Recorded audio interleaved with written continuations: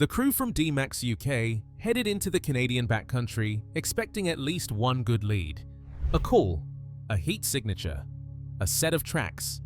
Instead, everything went quiet in a way that made even the skeptics uneasy.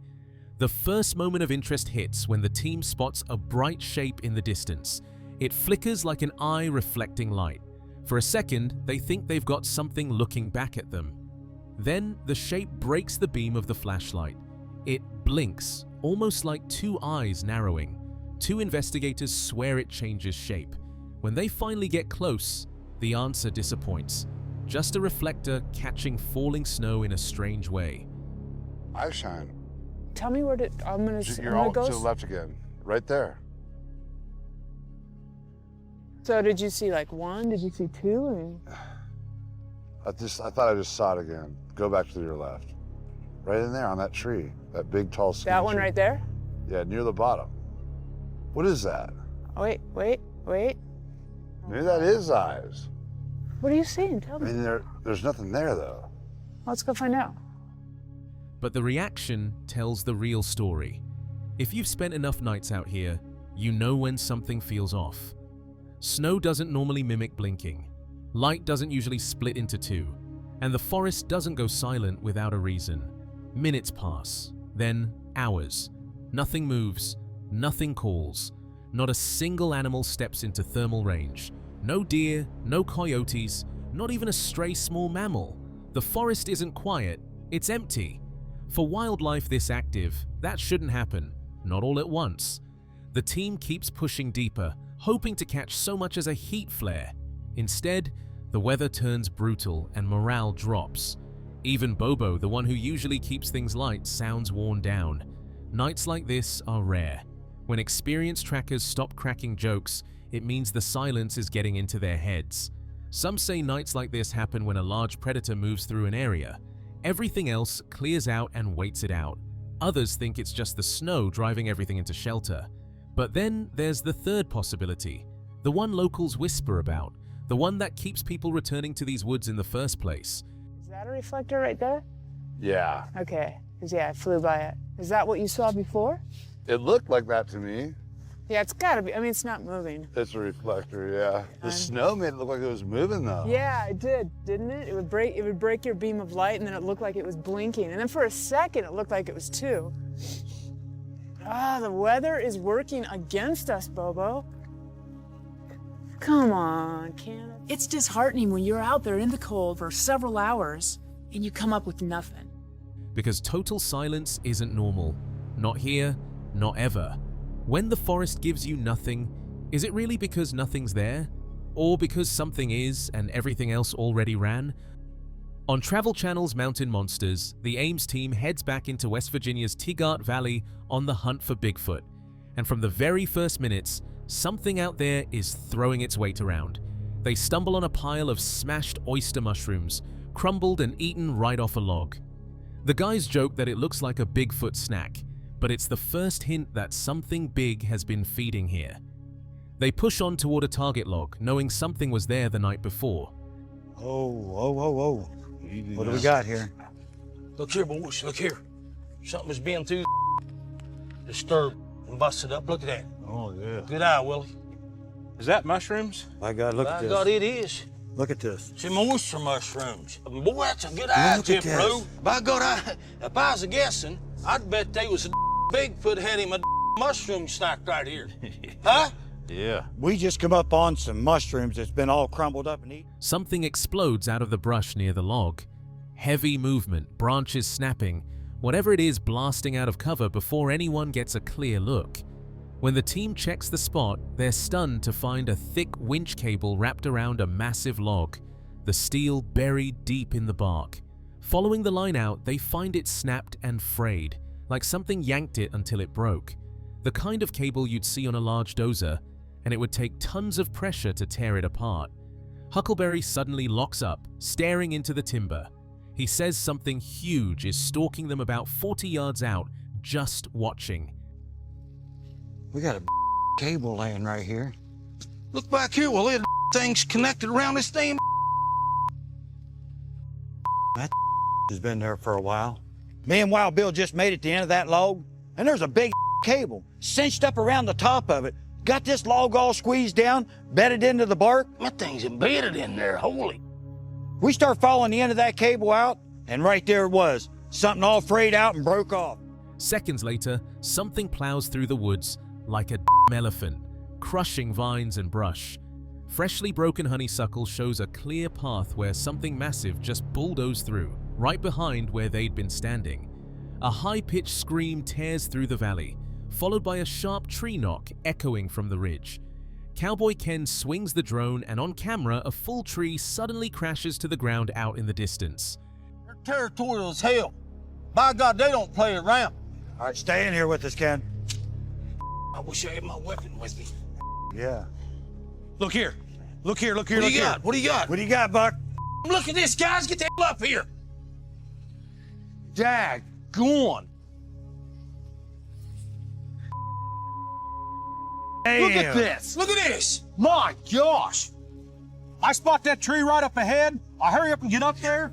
And man, this thing is tore all to shreds. Look at that. Oh, The team becomes convinced Bigfoot tore it over, a warning or a response to the drone buzzing overhead. Later, they reach what might be the most shocking discovery of the night, a 15 to 16 foot Bigfoot nest woven from pine limbs. Thermal shows a figure inside, apparently injured, dragging a leg as it moves along the creek before returning to the structure.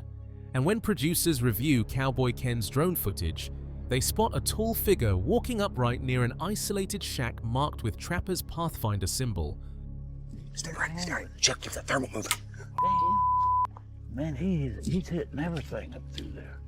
He sounds like a deer crashing when it's on its way to die. Yeah, it's exactly like that. There's something wrong with this Bigfoot. It's stumbling around. It sounds like it's dragging its leg. Something's not right. Oh, I got him. I got him. You got him? Yeah. He's in the nest. Man. A clue tied to an older mystery in the valley. Feeding sign, raw strength, a massive nest, and a wounded figure caught on both thermal and drone footage. So what do you think? Dramatic television? Or did the Ames team really cross paths with a territorial Bigfoot deep in Tigart Valley? The YouTube channel Mountain Beast Mysteries revisited one of the most debated clips ever recorded in the Redwoods. A creature filmed at extremely close range by a TV production crew in 1995. The footage is messy, chaotic, low light, and shot on a cheap handheld tape camera. But the reaction captured on that tape is why this case refuses to die. But it's taken me a long time to even bring myself to making videos on the subject of Sasquatch for a few reasons. One, I definitely feel like the field of Bigfoot is kind of stagnant, and I've just been kind of wanting to dive into new ideas and theories as to what could be going on. The clip begins with their motorhome parked at night. They're partying, filming each other, not hunting anything. Suddenly, their headlights reveal a dark, upright figure standing directly in front of the RV. No hiding in the bushes, no distance to mask details. It just stands there, fully exposed, then walks across the road on two legs and disappears into the tree line, 9 feet away. Not blurry, not distant, right in their headlights. Here's the problem. The people behind the camera were part of a TV crew. It's crazy. Like, the whole landscape of the world of Bigfoot is so much different, but I am doing my best to step up to the plate and try and get some more videos and content to you guys. It is sad. Obviously, my dad was a big part of this channel, and it even becoming a thing. And I mean, now I guess he probably knows the answers to all these mysteries, which is cool. That creates the exact bait and switch this channel thrives on. Believers say the reactions sound raw, panicked, confused, just like people who weren't expecting anything. Skeptics argue the opposite. A TV crew already filming an adventure project just happens to capture Bigfoot walking by. Too convenient. Even expert opinions split. Researcher Jeff Meldrum personally visited the site and considered the footage worth investigating. Talk on the phone, we would just talk about Bigfoot for like hours.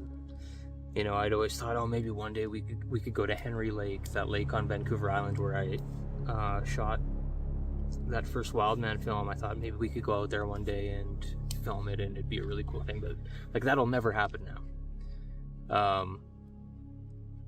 And a lot of people have passed away in the realm of Sasquatch recently. Jeff Meldrum and Renee DeHinden dismissed it outright, strictly because it was filmed by professionals. That conflict alone is why the clip survived nearly 3 decades. One detail works strangely in its favor. Hoaxers almost always keep their subject far away to hide seams, masks, or zipper lines. But this figure is right in the headlights, close enough that viewers have argued endlessly about shoulder width, posture, and even whether the creature shows visible male anatomy, something Meldrum hinted at privately, though nothing definitive appears in the clip. If it's a suit, the hoaxer walked directly up to a running motorhome at night, 9 feet from the lens, while half-drunk strangers filmed uncontrollably. That's a bold stunt for 1995. Even today, Mountain Beast Mysteries points out the same impossibility. If this was staged, why film it on a cheap handheld instead of their professional TV camera? Why shoot in a way that exposes the figure instead of hiding it? Why risk walking that close? The more you apply basic logic, the stranger the clip becomes. The last twist? Someone claimed to have seen an uncut version of the original tape, one with even more chaos, more screaming, and no sign of planning. That version was never released due to heavy profanity, but if real, it suggests what happened wasn't rehearsed at all. So what did a group of partying TV crew members really catch in their headlights that night? A reckless hoax staged at point-blank range, or the closest accidental Bigfoot footage ever recorded? If you were holding that camera, would you believe what you saw? Or assume you had filmed a costumed stranger 9 feet from your motorhome? Bill Bisson from Selkirk Mountain Sasquatch heads back to Sullivan Creek after spotting something unusual earlier in the season. A few minutes into the search, he reaches the same stretch of timber and finds what caught his eye the first time. 2 solid, healthy trees snapped clean at different heights.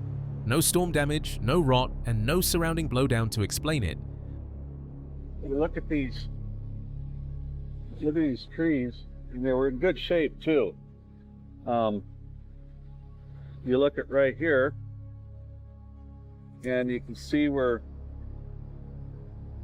they got snapped.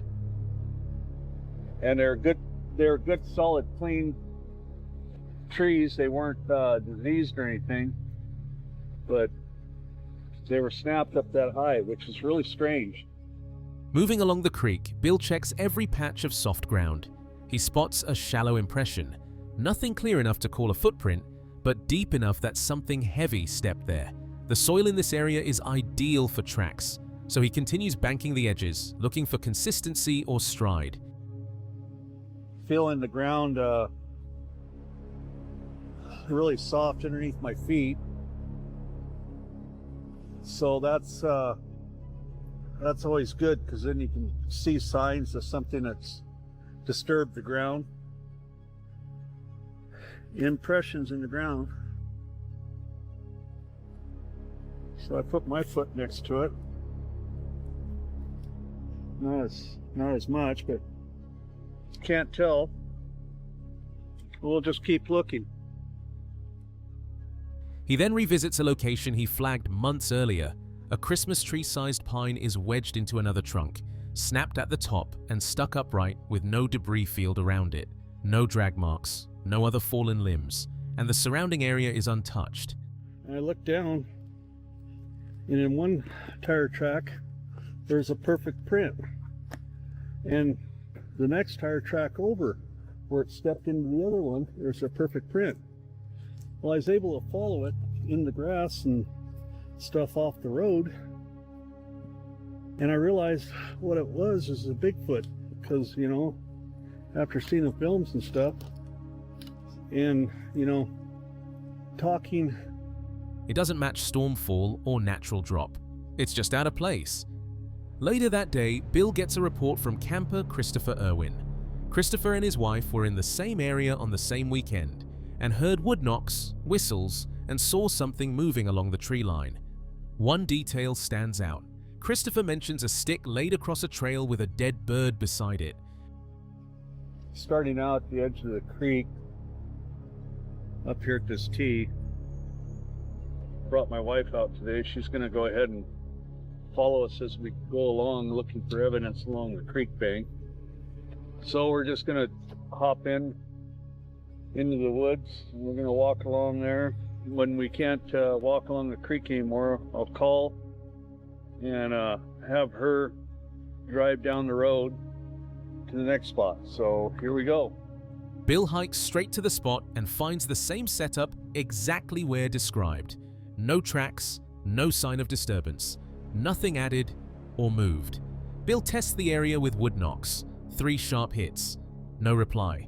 But his cameraman hears a single snap deeper in the timber, one isolated break, no follow-up sound and no other people nearby who could have made it. When I had Amy Boo with me, I was looking along the road here and I thought I'd seen something that was big, tall, and dark. So we stopped the rig, we came down here to investigate, and so now I'm right back where I found a tree, this Christmas tree I was talking about, and the branches that were stuck in it. So we're going to look at it again. It's just kind of a weird look. The last section Bill checks is a washed out run of mud, perfect for showing clear prints. He finds multiple pressure marks where something moved through, but none have defined toes or heel shapes, just weight impressions that don't match the shoe prints already on the trail. Bill doesn't leave with a confirmed track, but everything he documented lines up with Christopher's report. They thought they seen something in the tree line down here, so we're going to go down here, we're going to walk out straight, we're going to kind of like start zigzagging back and forth, doing a cross-check pattern. We're going to go that way for a little ways and see if we can find anything that's a good footprint or anything. So looks kind of interesting. I don't really see anything. You see how these are up? You'd think it looks like something. Snapped trees, placed objects, knocks, and movement in the same stretch of Sullivan Creek during the same weekend. So what do you think? 2 people catching the same activity in the same spot? Or just a chain of unrelated oddities? In the woods near Eufaula, Oklahoma, the team behind Legend Hunters steps into a place locals describe with one repeating warning: he's still out there. For generations, people along Highway 9 and the Honeycomb Bluff area have reported encounters with something that doesn't behave like any known animal. Elders recall nights that begin normally and end with unforgettable fear. One woman describes a 3 a.m. walk to her door when every owl suddenly goes silent. Then a scream cuts through the woods so sharp her hair stands up instantly. Took the route from my house to the mailbox and back at night. And one night when I was walking back, I heard somebody walking at the same pace I was in the wooded area.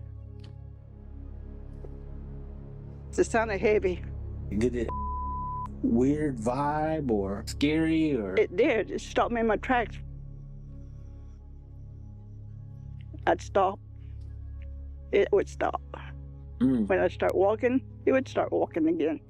Another tells a story about her dog barking at the fence line before a big hairy thing reaches down, grabs it, and disappears. No growl, no struggle, just silence. Her story matches close to what Nancy, she was late at night and her dog was barking and she seen a big hairy thing, reached down and grabbed her dog and took off. Really? And some of these stories, I'm telling you, they're just straight up eerie. A man remembers being 15, sitting on the trunk of a car with his cousin, sharing cigarettes. The cousin suddenly jumps as if shoved, lands on the ground and points, hand shaking. Behind the tree stands something orange-brown, too tall for a cow, too broad for a man, watching them. He hears it breathing, heavy, wet, animalistic. Out there where I live is my grandmother's allotment. I must have been 15 at the time. Me and my cousin was coming back from church. At that time, we were learning how to smoke cigarettes. So we pulled off the road and we got out because I said, don't smoke in the car. I said, my mom might use it. So we were sitting in back of on the trunk, big old tugboat cars, you know, Oldsmobiles, Chevrolets. Well, we were sitting on the trunk. The smell, skunk mixed with wet dog, strong enough to sting the nose. For the Muscogee Creek people, Bigfoot isn't a creature you mock. They call him Tall Man, sometimes even an ancient medicine figure. Local stories say he can hide in plain sight, move without sound, and vanish from tracks mid-trail. Then that's when I noticed, but he was looking behind a tree, looking at us. To me, it looked like an orangutan, orange looking, and I could hear him breathing. As far as the smell, it was like a skunk and wet dog. I didn't try to run. And I looked at my cousin and I said, are you okay? About that time, he's crying. Well, he never said anything. I said, well, you want to go home? Honeycomb Bluff, known for caves and hidden pockets of shelter, is considered one of his pathways. Tribes say it has everything he needs: water, fish, cover, routes that avoid people. Skeptics in town argue the same way skeptics always do: mistaken identity, exaggeration, maybe a bear walking oddly, or a wild hog misheard through the trees. But the problem is the patterns: the same roads, the same creek beds, the same stench, the same two-legged pacing that stops when you stop and walks when you walk. On that island part right here? Get right here to your left. That's there, not in the grass. Oh, okay. You can understand why something wants to walk through there. There's plenty of foliage, water, fish. If something wanted to hide, it could be there, but yet it could get access to the food. And I told Russell, I said, that's like the Bigfoot grocery store. Because according to the people that have witnessed this thing, it happens at night. And stories of mutilated livestock, where the inside is gone, but the hide is untouched, only deepen the mystery. Then come the recent nights, dogs barking in every direction, then all going quiet at once. A sour smell drifting through camp, footsteps circling, slow and deliberate, something breathing in the brush, a sudden rush that sends grown men stepping back without shame. Encounters maybe with Bigfoot? Other than, what we had heard about half a mile from our house, that something big was running along the creek, breaking branches. That smell would come through. All of nature would just be quiet till the smell was gone. What was the smell like? I mean, like... These are the moments locals say you never forget. So here's the question the Legend Hunters team leaves hanging. If you stood on that same dark road and heard a massive two-legged figure moving just beyond the beam of your flashlight, would you call it a normal animal, or admit something else might be walking those Oklahoma woods? On Wildmen of the Woods, Chester Moore and Lyle Blackburn head into the Big Thicket in East Texas, chasing two legends that seem to overlap: a roaming ghost light on Bragg Road and reports of something human-shaped living deep in the swamps. Locals know the glow as the Saratoga Light, a white or amber ball that floats down the old railbed, sometimes dim like a lantern, sometimes as bright as a headlight. We've been looking along the swamp and the bayou channels all day, obviously looking for any sort of clues or things we could find that indicated that someone was walking around here barefooted, things that would be sort of unusual. In a way, it's a little bit grasping at straws because some of the reports are older, though we do have some that are way more recent. If you drive toward it, it drifts away. If you stop, it can edge closer, like it's watching you. Skeptics talk about swamp gas and distant headlights. Believers point to how it seems to react to people on the road. The same woods also hold long-running stories of a wild man.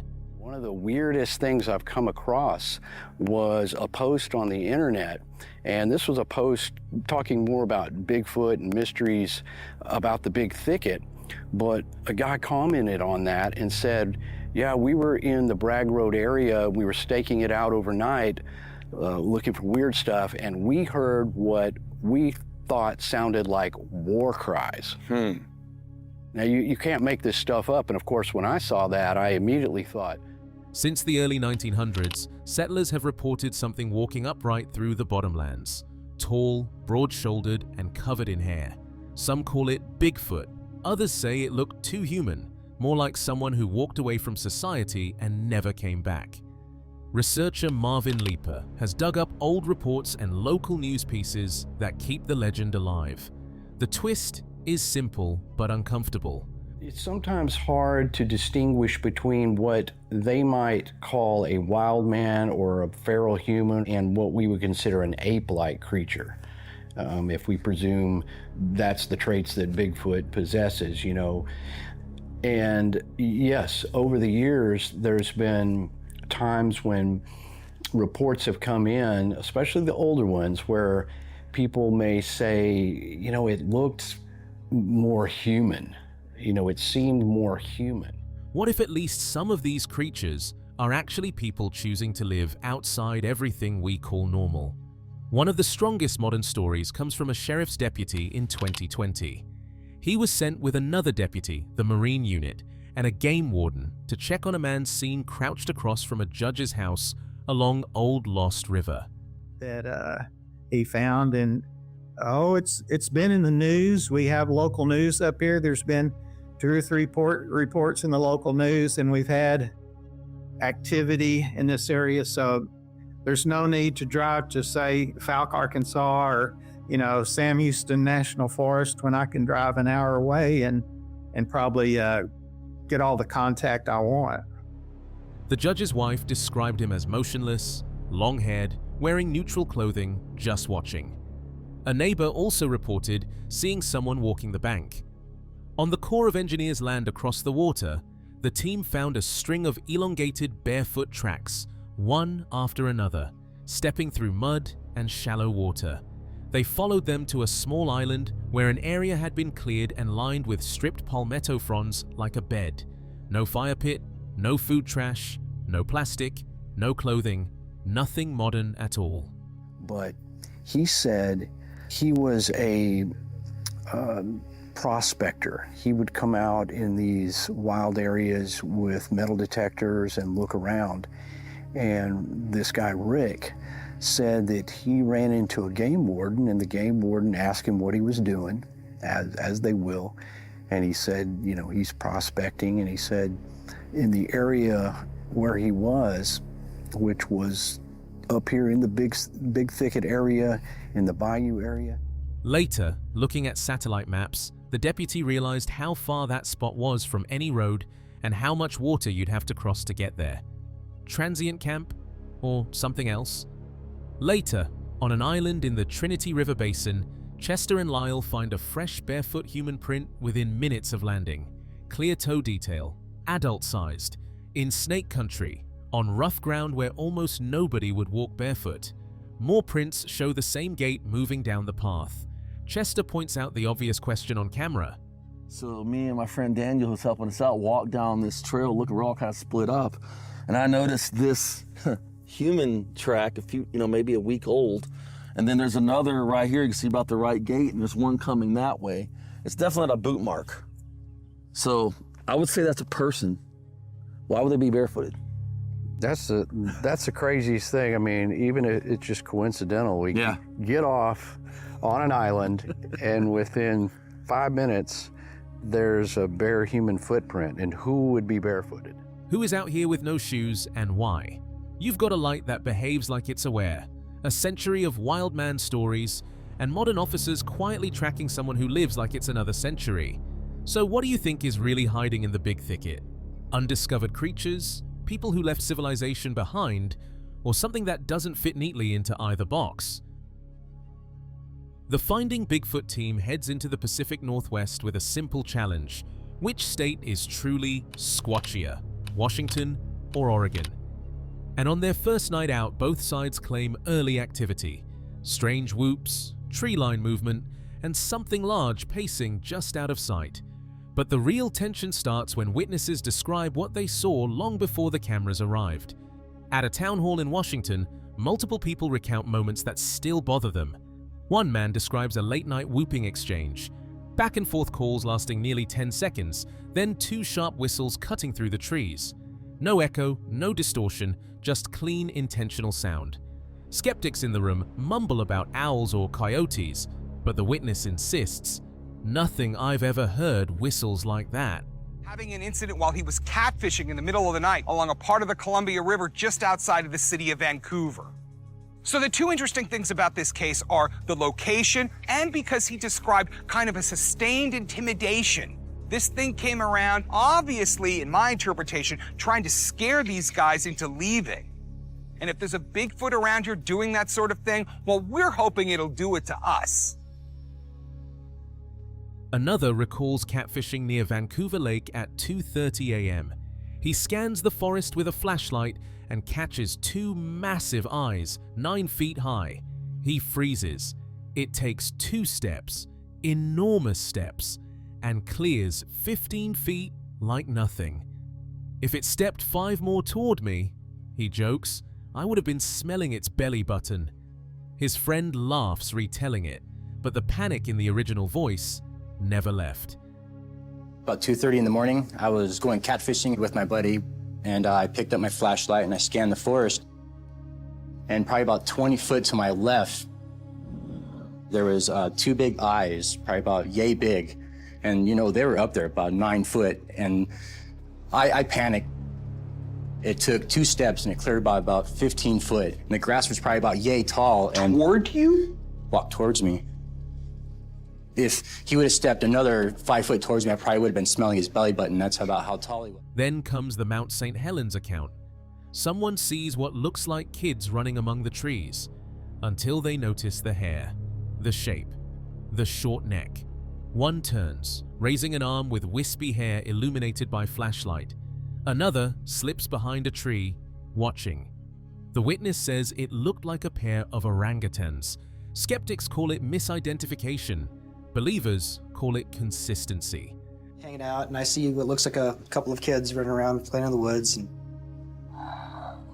then I kind of look over.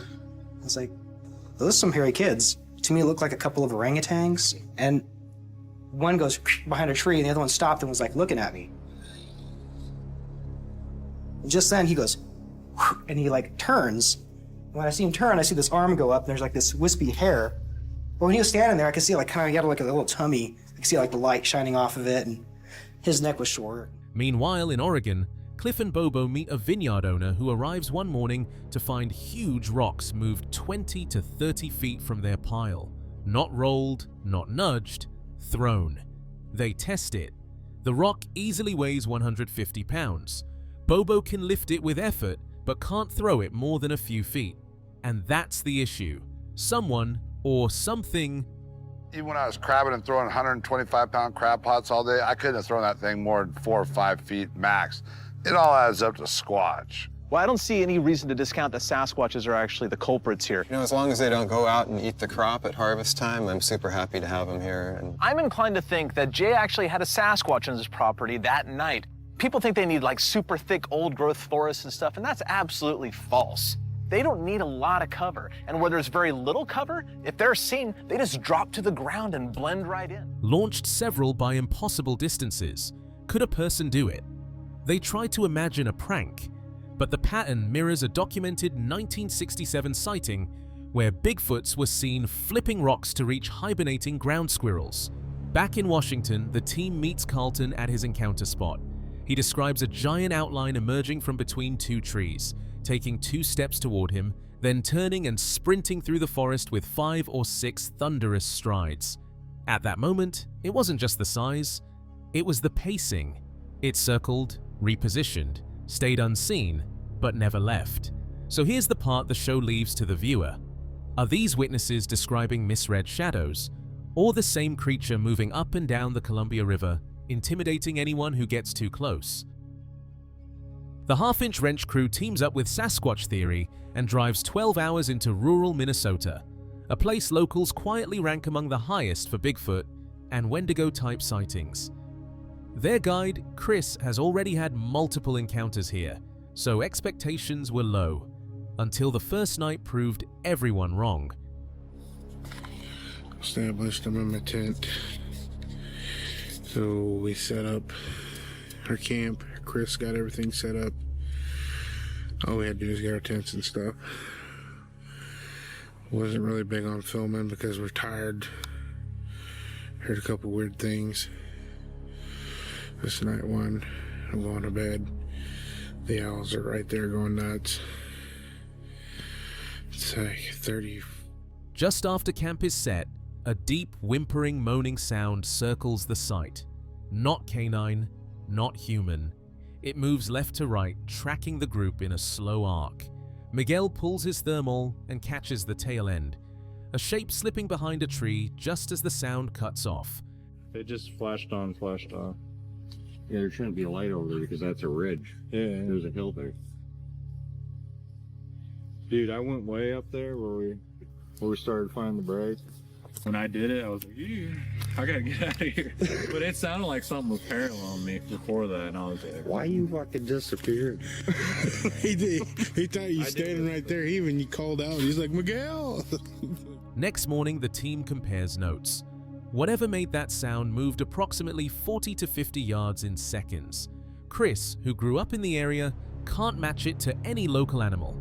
Skeptics say porcupine, but porcupines don't circle camps or project their calls that loudly. The group starts hiking deeper, following Chris to areas where he's found structures, rock placements, and tree formations he couldn't explain. Seems balanced.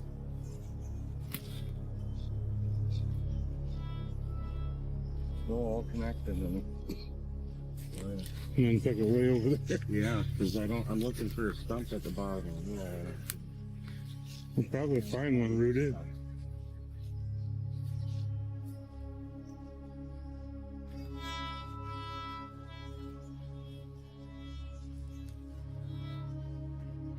One odd detail stands out, an acorn shoved into the side of a birch tree, in a forest with no nearby oak trees.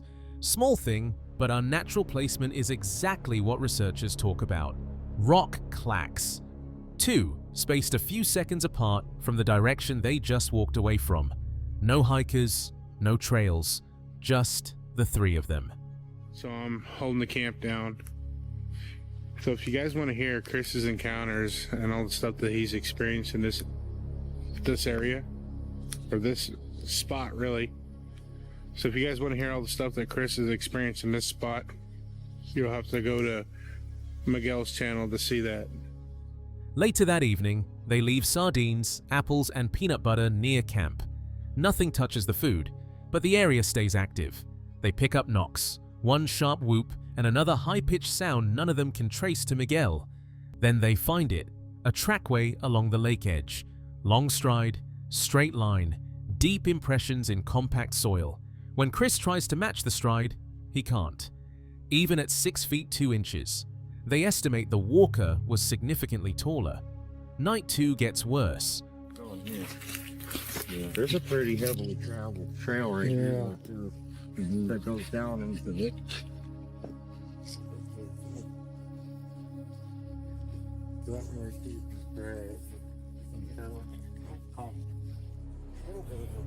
No, kind of off limits. You got a bad vibe? Is that what you feel? I feel off limits. Right, like we're like, yep, this is all the farther we're allowed to go.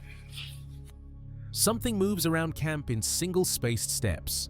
One step, then 20 to 30 seconds of silence, then another. Not dragging, not four-footed, just heavy, deliberate pops of weight. Everyone hears it, but no one sees it. A flash of light hits a ridge where no road or campsite exists. No one can explain it.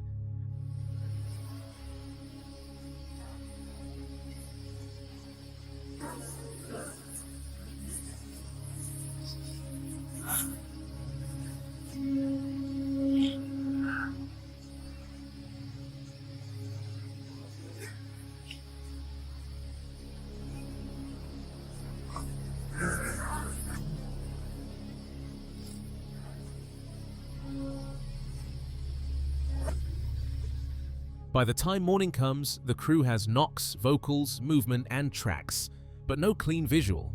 So what walked circles around their tents for 2 nights straight? An animal they couldn't identify, or something Minnesota is known for but no one wants to meet in the dark? What would you call it? The YouTube channel Lyle Blackburn covered this case after interviewing the primary witness on location.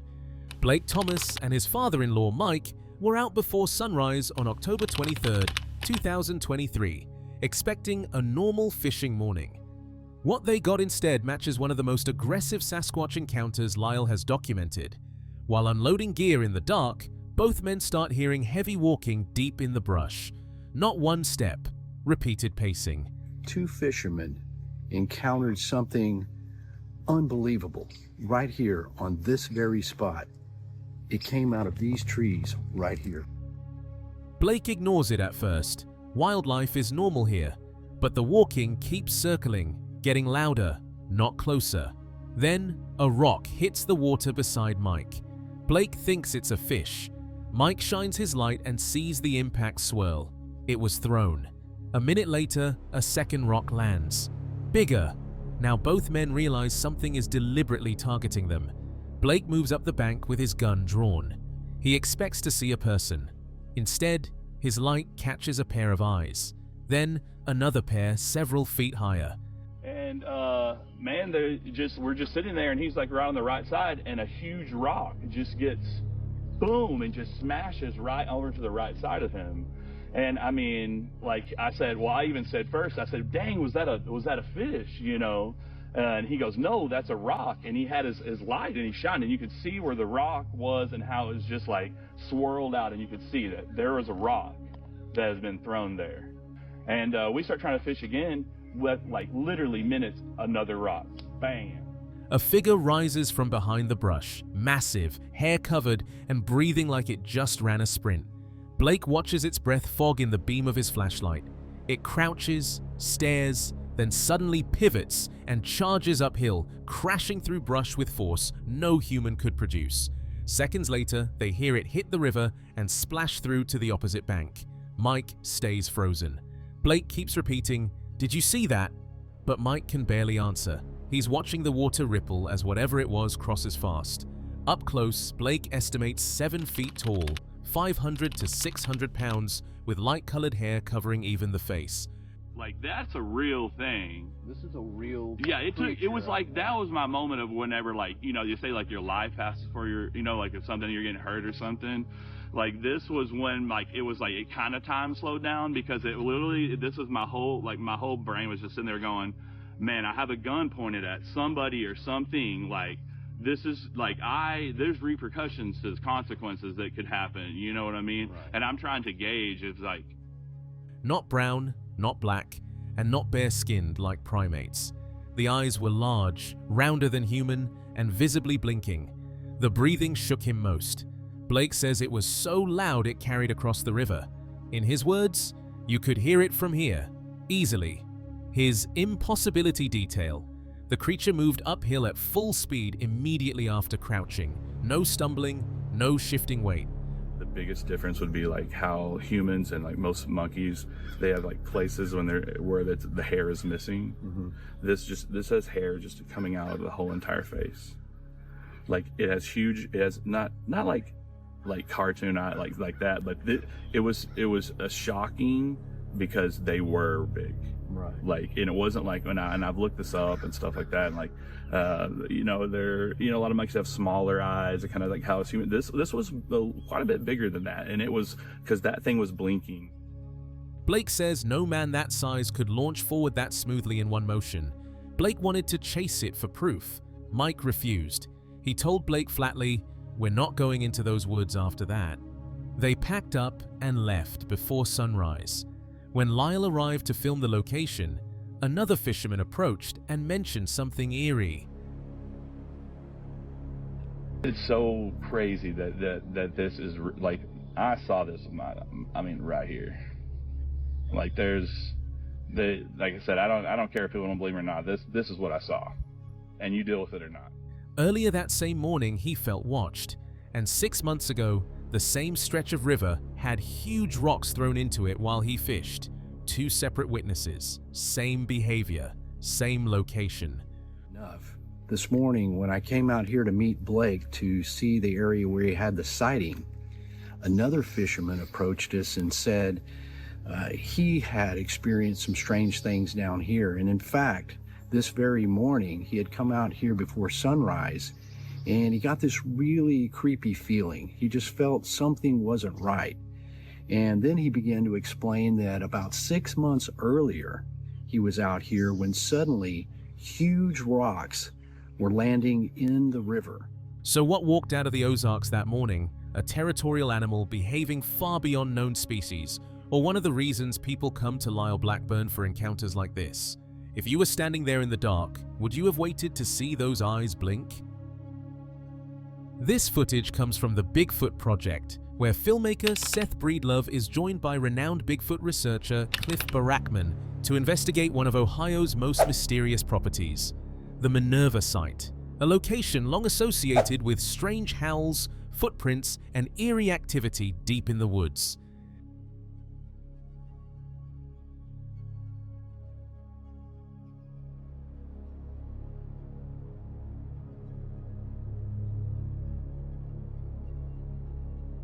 So we are on the hill above the cabin. I'm going to stay up on this hill tonight. It'll put us, I think, in like the perfect. The investigation begins on the hill above a small isolated cabin. Seth sets up camp in his Jeep, while Cliff positions himself near the cabin below, armed with walkie-talkies to stay in contact throughout the night. Their plan is simple: observe, listen, and see if the forest reveals anything unusual. And then I'm right there. So I've been hoping I could stay up here in the Jeep since I got it. But with Cliff down there, and he'll have a walkie-talkie, so if something were to happen, like a rock throw or anything during the night, he should be able to get a hold of me. But yeah, we haven't done an episode in about maybe a month and a half. As dusk settles, the air grows still. Both men discuss how Bigfoot research often requires patience and consistency, returning to the same spot repeatedly to notice subtle changes in behavior, sound, and movement. It's a marathon, not a sprint, Cliff explains, emphasizing that few researchers commit to such long-term study. Maybe that the fact that he keeps going back there, and Right. that's why it's the most active. Right. Because again, where a Bigfoot and a researcher overlap, Mhm. you know, yeah, it's a marathon, man, not a sprint. Anything Bigfoot related, working a location, it's a marathon. Getting to know the seasons, what animals move through when, and so you can start noticing when things are out of place. Yeah. Yeah, the whole Bigfoot thing depends so much on someone who cares to pay attention. Most enthusiasts, he says, are content to talk about each other rather than the creature itself, gossiping rather than observing. For him, serious fieldwork means studying patterns, mapping reports, and learning the seasonal rhythms of wildlife. Perhaps, I don't know, I'll venture a guess here with very little to back it up, perhaps less than 100 people nationwide. Probably less than 100 people nationwide. The interesting thing about you saying that is my gut reaction is to be like, well, who are the people that are looking into it that you think of? But something you've always said to me is something to the effect of Bigfooters want to talk about other Bigfooters, not the... Hours pass in near silence. Cliff attempts a few wood knocks, a common Bigfoot research tactic, followed by several whooping calls. Nothing answers. The forest remains silent. Eventually, they turn in for the night, the soft crackle of the campfire giving way to the quiet hum of insects and distant wind through the trees. Wait till they're done.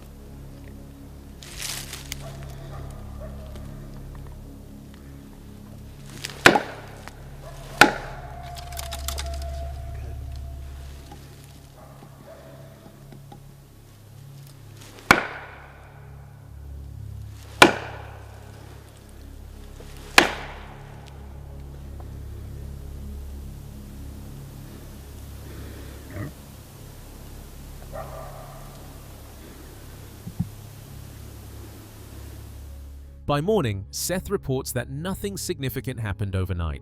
A few strange sounds were recorded, possibly distant vocalizations, but nothing definitive. Still, they continue the investigation, setting up long-term audio recorders across the property. The goal is to capture whatever may pass through the area over the coming weeks. It's morning. Just spent the night in the Jeep. Not much happened last night. Some strange sounds that we hadn't heard before that sounded like vocalizations. We got a couple of those. Cliff left a recorder out at the cabin, and then I had a recorder out last night while we were just kind of hanging out as well. So I'll probably review that audio at some point. Later that day, the team heads toward Leesville Lake, near Carrollton and Atwood Lake, regions historically rich with Bigfoot sightings dating back to the 1970s. Dozens of reports have surfaced in this corridor of forest and water, suggesting a viable habitat for a large, elusive creature. Cliff explains how Sasquatches might use natural formations such as choke points and rocky canyons to trap prey, acting as strategic ambush predators, intelligent, calculating, and deeply attuned to their terrain. Leesville Lake is near a town called Carrollton, and it is near Delroy, which is Atwood Lake area. There have been historically sightings around Atwood Lake all the way back to the 70s. There's at least one report on the BFRO, and then recently, in the last 3 years, there was a hiker over by Atwood Lake who had a sighting as well. I couldn't find anything on BFRO about Leesville Lake, but I know that there have been sightings. Then, as the group surveys the lakeside, a long guttural howl echoes through the forest. It's not a coyote. It's not a siren. The sound rises and falls with a strange human-like resonance, a deep, layered cry unlike anything they've heard before. Everyone stops.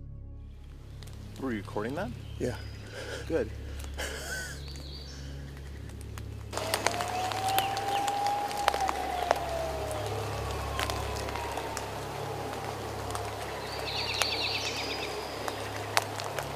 It's definitely out of place.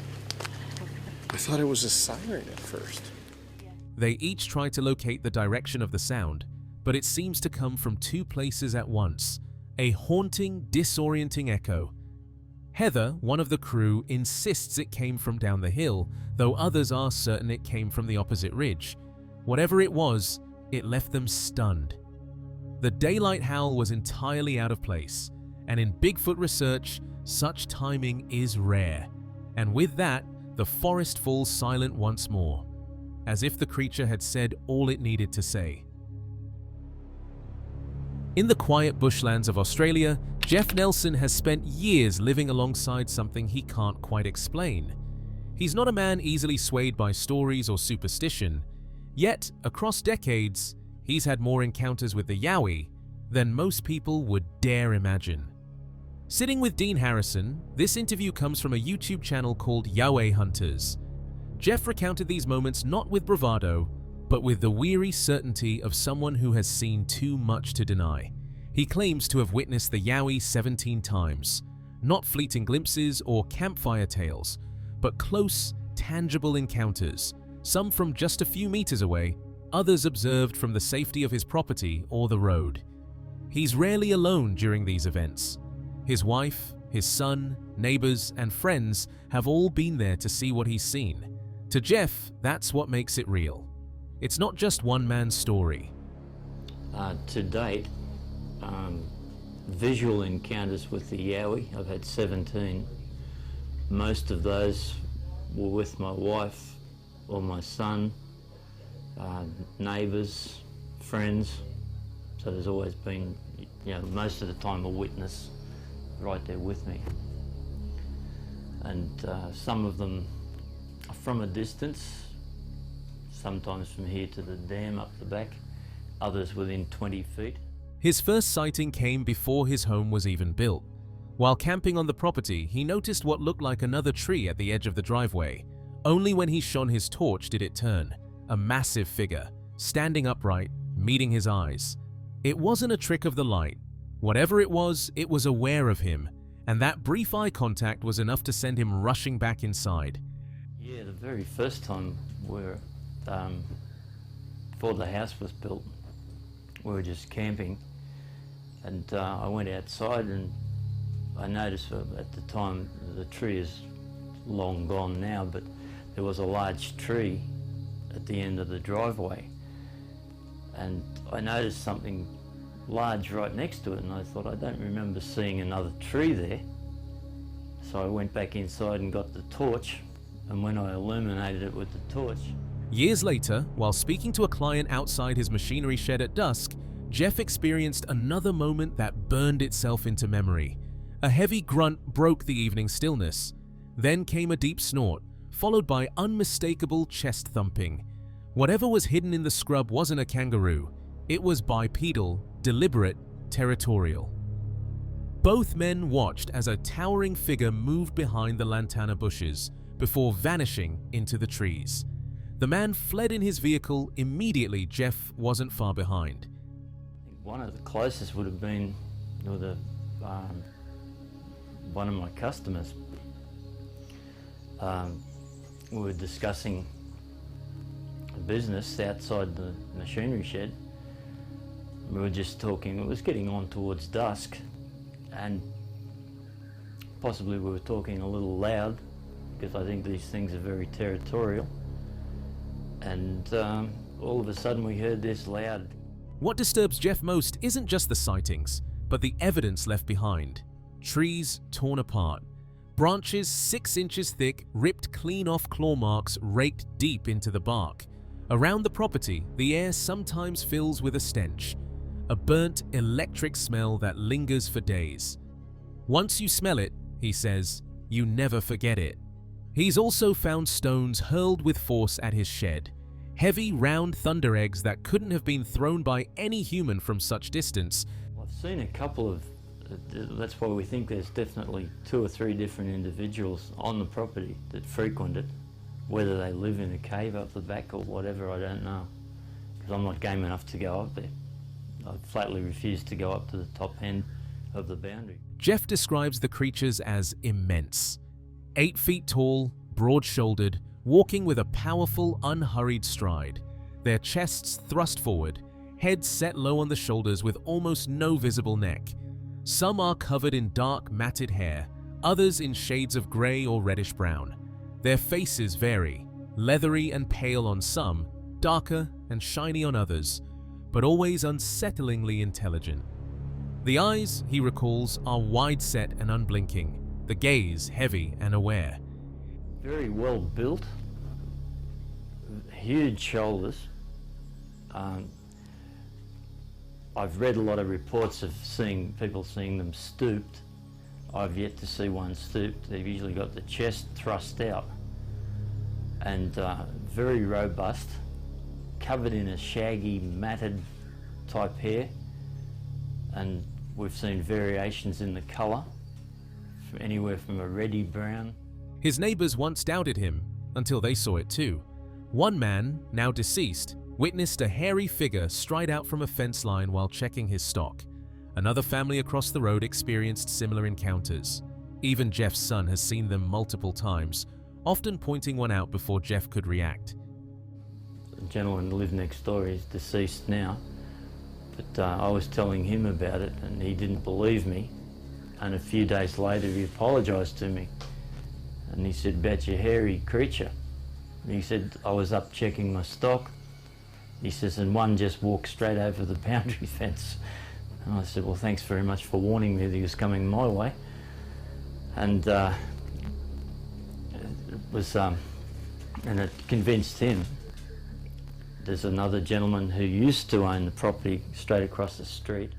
To this day, Jeff refuses to explore certain areas of his property. Up near the boundary line lies thick scrub and the sense of something watching. He believes there are at least 2 or 3 yowies that frequent the area, perhaps even living in caves nearby. What they are, he can't say. And not human. Something ancient, he insists. Something that doesn't belong to our time. Would you believe him if he tells you his stories? Most encounters with Bigfoot are fleeting. An unexpected glimpse, a strange sound, a shape that vanishes before you can be sure it was ever there. But some researchers dedicate years to understanding these mysteries, returning to the same forests again and again, hoping to earn the trust, or at least the attention, of whatever lurks beyond the tree line. This practice is known as habituation, the slow, deliberate attempt to interact with Sasquatch. And few know this approach better than Thomas Shea, a seasoned investigator whose story became one of the most talked about moments in the Small Town Monsters series. In October 2017, Thomas was deep in a remote, heavily wooded area he'd studied for years. The terrain was familiar, the air crisp, and he was doing what he always did, searching for footprints along the access road that cut through the forest. That afternoon, he found them. Fresh tracks, large and distinct, pressed deep into the soil. To most, they might have looked like odd impressions in the dirt, but to Thomas, they were something more. Evidence of a living giant that had passed through only moments earlier. I was in an area, and a really active area. I've been working this area for years. And actually driving along the access road, I was looking for footprints for something had crossed over the road. And I did. They were fresh prints. So I pull off the road where I found the best prints I was going to cast. He parked his four-wheeler, laid down his casting gear, and began documenting every detail. Measurements, photos, the direction of movement. He was so absorbed in his work that he didn't notice the smell at first. Then, a powerful stench hit him, something foul and unnatural, like burning plastic and rot. His first thought was a septic leak, but then it struck him. There were no septic systems here. He was miles from the nearest home. When he lifted his head, he froze just 40 feet away. A massive figure stood on the opposite side of his four-wheeler, partially hidden in the brush. It hadn't run. It hadn't made a sound. It had been there the entire time, watching. Thomas stared into its eyes, dark, unblinking, intelligent. The creature exhaled sharply, almost like a grunt, and the air shifted with its movement. Took all my material out. I'm out here measuring, writing down measurements, and taking pictures and everything like that. And I'm so engrossed in these footprints. About that time, I got a whiff of something. And, Lord, man, somebody's septic system is overflowing. And it dawned on me, well, I'm way out here in the middle of nowhere. There's no septic system. And I happened to look up on the southern side of my four-wheeler, which is not but 40 feet away from me. This thing was standing there. It was still in the area when I was pulled in. And it was standing there looking at me. His first instinct was to grab the handgun lying on the ATV, but something told him not to. Instead, he stayed still, locked in silent recognition. The creature sniffed the air, made a low rumble, then turned and began walking toward the ridge. Only then did Thomas remember his phone. He fumbled for it, his hands shaking. His wife had bought him an old flip phone, the kind without a proper screen, because she didn't trust him with a smartphone. In his panic, he opened it, hit record, and followed the creature as it disappeared into the trees. And I'm thinking, should I run and go get my handgun or just stay? But I sat there and I just looked it in the eyes and it looked at me. And then all of a sudden it kind of looked, sniffed the air, grunt, and started walking off. And I'm sitting there and it dawned on me, I'm gonna videotape this. So my wife had got me a flip phone because she didn't trust me with a regular iPhone, you know, old cheapie. So here I am, I'm running down here and I'm getting it ready like that, and all of a sudden I'm filming. And I'm watching it as it walked off over the edge of the ridge. When he returned home, his heart was still pounding. His wife immediately asked if he'd captured something. Yes, he said, barely able to contain his excitement. It's like the Patterson-Gimlin film. I got it. Together, they downloaded the video. But when the clip began to play, Thomas felt his heart drop. In his rush, he had filmed himself. The phone had been facing the wrong way the entire time. For years, Thomas would tell that story with a mix of laughter and disbelief. Yet every time he recounted it, his pulse quickened, his voice trembled, and the smell of that moment seemed to return to him. I go home, and I'm excited. My wife goes, you got something on film, didn't you? I said, yes, I did. I got it. I said, just like the Patterson-Gimlin film. It's there. I downloaded it like that, and I popped the video on, and my wife goes, that's a real nice shirt I brought you. In the confusion, I had flipped the phone around and was filming myself. And I tell this story because it actually happened. You know, it's not because I was stupid or nothing, it was because I was so excited. A week later, he returned to the site with a colleague to take exact measurements. The creature's height, judging by where its head had aligned with the trees, was around 9 feet. Its footprint measured 21 inches long. Thomas immediately sketched what he saw, relying on his art school training to preserve the image before memory faded. The drawing now hangs in Cliff Barackman's Bigfoot Museum, labeled simply Goliath.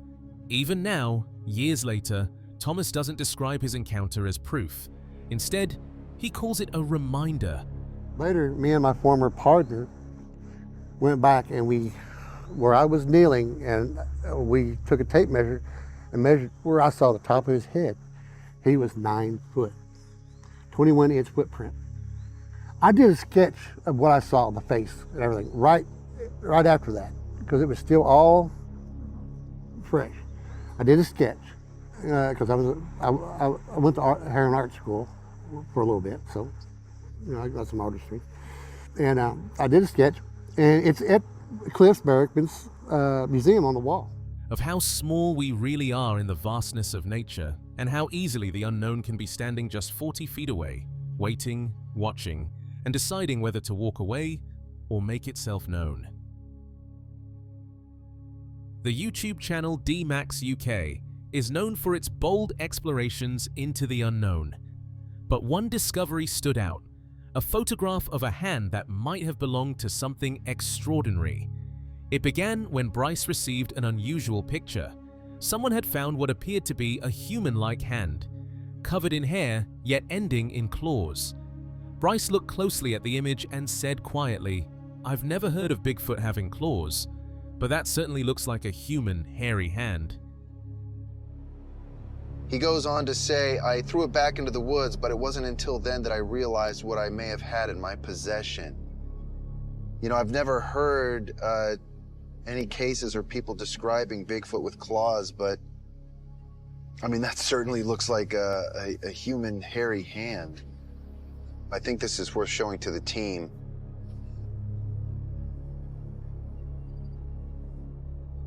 He decided to share it with the rest of the team. When they saw the photo, their reactions were a mix of surprise and confusion. But the claws changed everything. Primate hands don't have claws, they have nails. This was something else entirely. Bryce asked his teammate Ronnie if he had ever heard of Bigfoot stories describing claws. Ronnie said that accounts were mixed. Some people claimed Bigfoot's hands looked human, while others swore they had claws for protection or climbing. No one really knew. The mystery deepened, and Bryce decided more research was needed. Whoa. What? Yeah, strange, right?